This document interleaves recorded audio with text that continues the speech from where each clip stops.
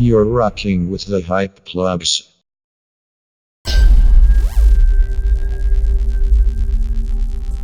Who are you? The one and only T-O-double-M-Y-J, otherwise known as Tommy J. How did you get your name? So, started out as TJ3. Those are my initials. First name Thomas, middle name J. Not going to tell y'all what my middle name is. And I'm the third generation. So that means that my daddy name is Thomas, my granddaddy name is Thomas. But long story short, I started off with that. And then while I was in Iraq, I'll get back to that later. I was actually going up for a talent show, me and my homeboy T. And I basically just used my daddy's name that his siblings use for him. They call him Tommy. And I used my middle name, J. And that's where it came from, Tommy J. What's your middle name? Never! Where are you from? My daddy is from Savannah, Georgia. My mama, she's from right here in Columbus, Ohio. So when people ask me where I'm from, you know, I tell them I'm from Georgia. I tell them I'm from Columbus. You know, just depending on who I'm talking to. But I will say that my body is in Columbus. It's in Ohio, you know, but my heart always and forever will be in Georgia. You know. Yeah, that's just where I long to be, like Ray Charles. You feel me? Where did you spend the majority of your childhood? Columbus. I went back and forth every summer up until I was about 13, 14 down to Savannah, down to Georgia. And then, after that, started working, taking school a bit more seriously and all that type of stuff. So I was up here until I graduated. Well, how would you describe your childhood? It was interesting. I grew up Christian. My daddy, he was an ex-pastor. My mama, she was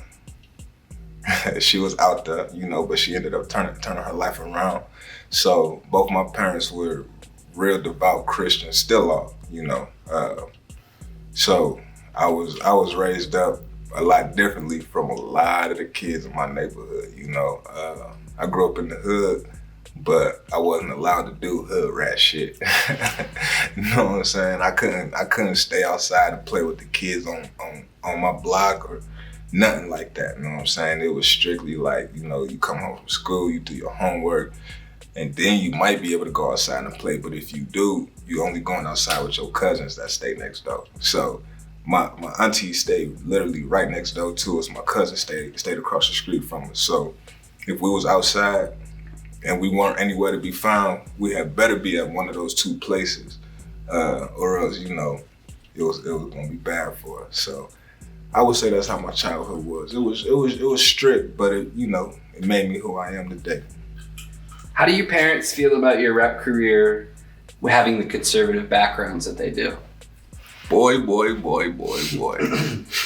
So it's funny because real shit, I am my father's son. All right, so I say that. I say that to mean me and him are the same because we don't say much. We don't really give our opinion unless people ask for it.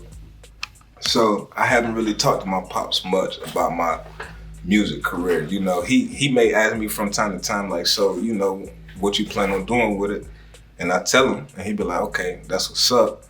But it's more my mama that get more in depth with it. You know, she asks me all the questions like, why you be cussing and why you be talking about girls and why you be doing this and doing that, you know? So I had to explain to her that music is just the way that I express my feelings. And I do a pretty decent job at that, I think. So, yeah. Why did you start rapping? Why did I start rapping?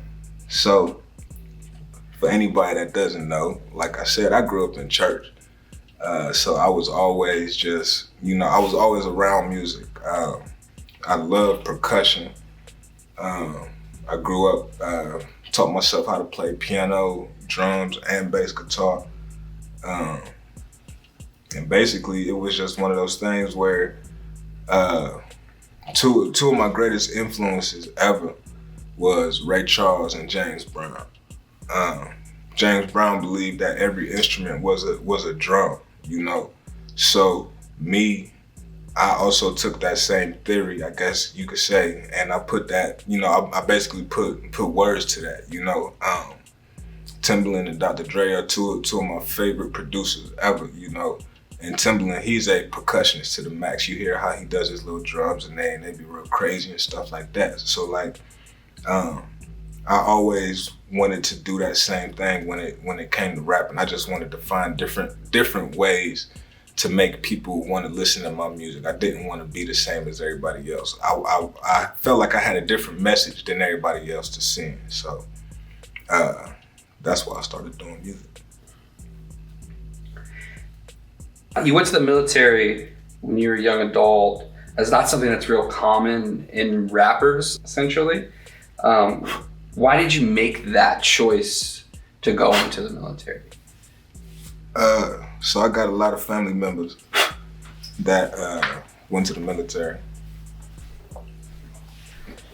My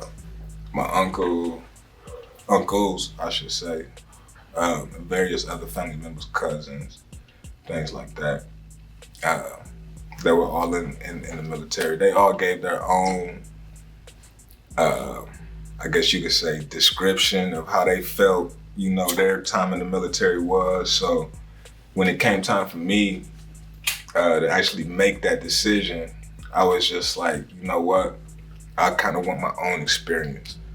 Of course, my folks were like 100% against it. Like, my mama did not want me to go at all. So I actually had to sneak and talk to the recruiters behind their backs. So by the time they found out that I had even sworn in and all that there, I only had 2 weeks left before I had to leave. So yeah, it was real hard on them. But once I got in and I showed them how much I was really enjoying everything, they seemed to be more okay with it. My pops, he was always okay with it because it was something that he really wanted to do, but he was never able to because back then he had a speech impediment. So, the smallest thing disqualified you from being able to join the armed forces back then. So, yeah, that's why he didn't go, but he was happy to see me do something that he always wanted to do. So, yeah.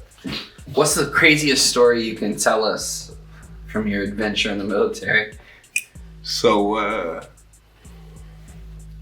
no bullshit, there I was. Anybody that's been in the military, you know that a story about to be good if you start off like that. So no bullshit, there I was. It was raining and shit. I'm driving what's called an MRAP. It's a big truck, big truck. All right. And basically on this truck, you sitting behind this big ass steering wheel and you just driving. You got this big ass. It's like 2 windshields basically in front of you.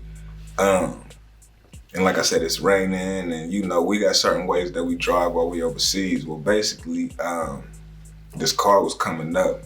I thought it could have potentially been a vehicle-borne IED.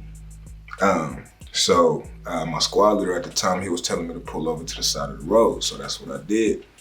But I was still driving. Like I said, it was raining. So my passenger side tires actually got stuck on the shoulder because they don't have any side rails or anything like that on the highway.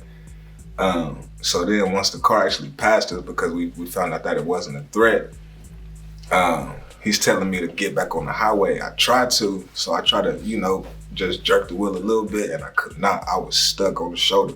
So and that's where it get good. So he starts screaming at me. He like, get the fucking car on the fucking roads. I'm like, all right. So I just jerked the wheel, right? But I overcorrected. So what ended up happening was I had overcorrected. So now I'm all the way in the other side of traffic. So I swerve again. I swerve again. Now I'm on the bridge, right? Super bad. It's like a 20-foot drop, right? I overcorrect again because it's wet, it's slick, right? So I overcorrect again, boom, straight off the side of the bridge. They screaming, roll over, roll over, roll over. The truck actually rolled 3.5 times before it finally stopped. I had dislocated my shoulder, like the whole shoulder joint. So my arm was just hanging and I had suffered a mild concussion. Funny thing was they had actually gave me fentanyl to ease the pain because, you know, it's something that they do in hospitals, right? So I knew about that shit before it even started hitting the streets. Like, I mean, they gave me the smallest dose of that shit and I was just like, yeah, I think I'm gonna be cool for a minute. So I knew all about that shit before anybody else did, for real. Like, in a sense, you know what I'm saying? But I'm glad to say, like, it wasn't anything that I felt myself getting hooked on or no crazy shit like that. But yeah, that's one of the craziest stories that I could tell you about my military experience. I mean, I had some crazier ones, but that's probably the craziest one that I could get away with telling you. Would it be safe to ride in a car with you today? Hey, listen, anybody that ride in a car with me to this day, know that as long as I have other passengers inside the vehicle with me, their life is in my hands, which means that their life is in good hands, like Allstate. You know what I'm saying? I take care of everybody that's in the whip with me. Now, if it's me by myself, it's me against the world, like Tupac said. You know what I'm saying?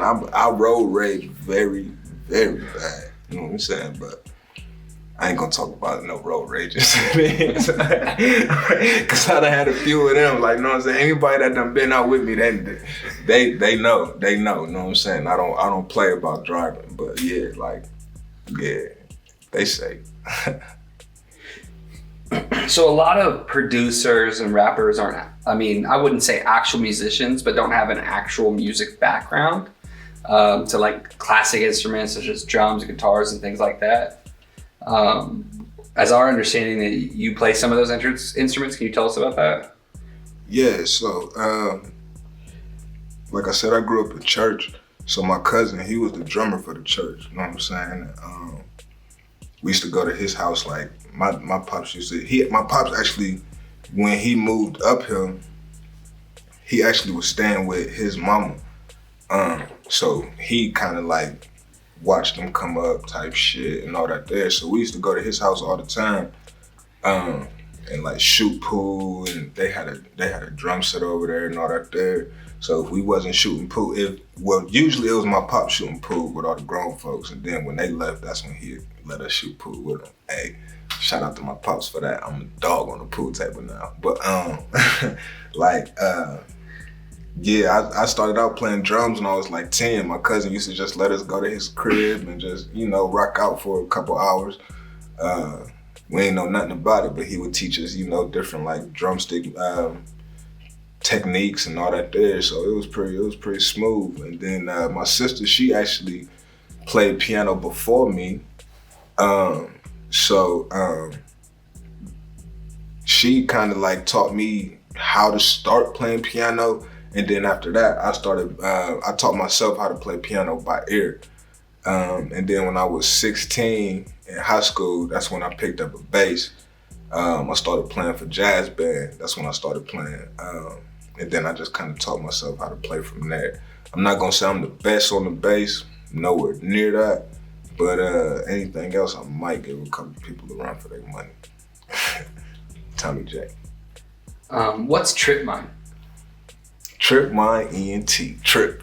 I was waiting on somebody to ask that question. So, Trip Mind was started by Crazy Hits. Shout out to my CEO. He's the only nigga in this world I call my CEO. But that's little bro, you know what I'm saying? He started out Trip Mind all on his own, you know what I'm saying, from the ground up.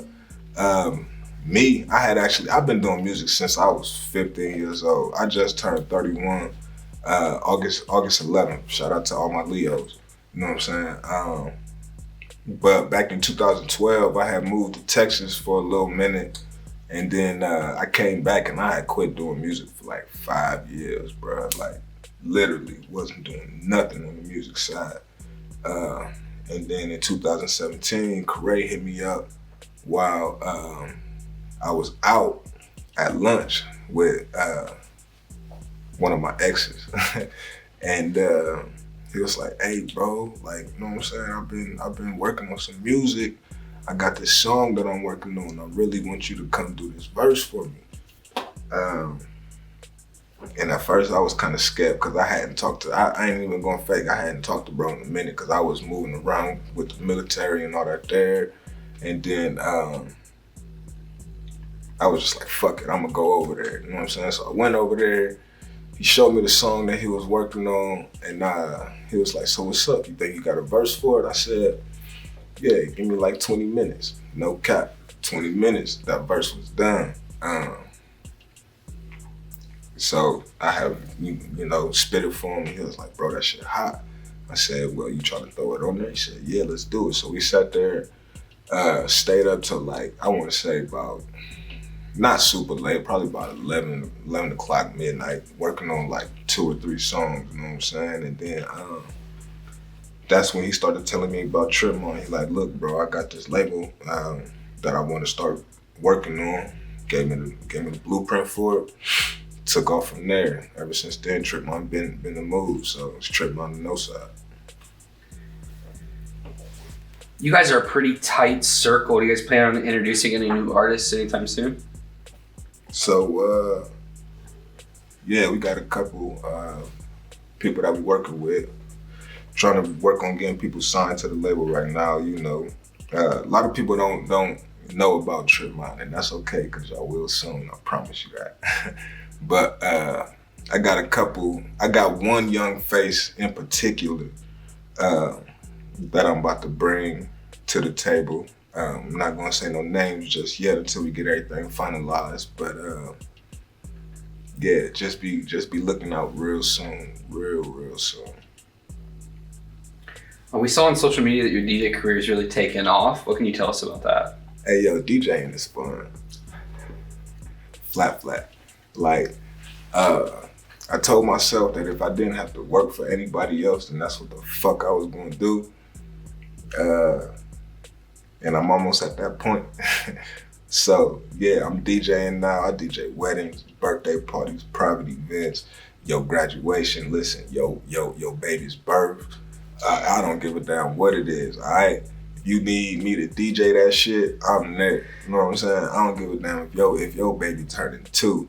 If she says she want DJ Tommy J there, guess what? I'm there spinning Baby Shark all night.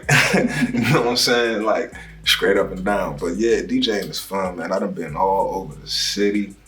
I got to DJ a wedding at the zoo. Like, that was nuts. Like, we got to feed the giraffes and pet a penguin. I know it sound like light work, but like, that's not something that everybody gets to do every day, so fuck y'all. And yeah, like, I mean, it's fun. And I wouldn't trade it for anything in the world, man. I have fun with it. Anytime that I get to be around music, I got it tatted on me, man, right there. You probably can't see it because I'm black as fuck, but say music is the air I breathe, you know what I'm saying? And that's 100% real. Like, I love music, you know what I'm saying? I love making people feel good through music. So anytime I get a chance to do that, then that's what I do. So that's DJing. So you chose a military career. If there's any young guys coming out of high school that are thinking about that same career path, what type of advice would you give them? Don't go to the Army. Only reason I say that is because I was in the Army.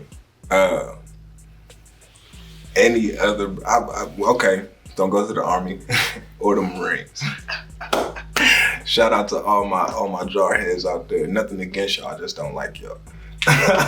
Flat out, you know what I'm saying? Like, a lot of people ain't gonna like my opinion, but fuck them. Marines are brainwashed. The Navy cool. if you could deal with being underwater and dealing with a whole bunch of niggas all day. It's like being in underwater prison. You feel what I'm saying? For a couple months. We actually call the Air Force the Chair Force. So, I mean, there you go.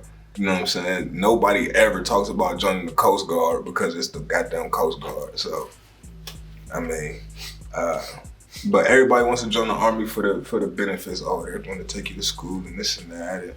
I mean, all that's true. They will take care of you, but at what cost? You know what I'm saying? There's a price that you got to pay.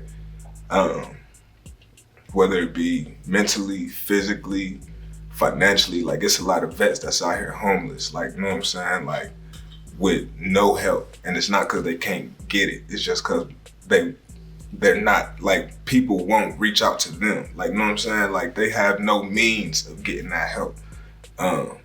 So yeah, I mean, don't go to the Army. That's all I'm gonna say. Go anywhere else, but not the Army. What's next for Tommy J? Hey, what's next for the kid? Listen. So for those of you that don't know, I'm actually in school right now for music production. Shout out to my school. I don't even know if I can shout them out, but shout out to my school. So by the time I get done with that, within the upcoming months, I'm actually going to transition from rapping to just straight producing. So you're gonna be hearing my voice a lot less on the mic, and just, you know, hearing what I can actually do behind the boards, you know, behind the scenes. And I think I'm okay with that. You know, like I said, I'm not getting any younger.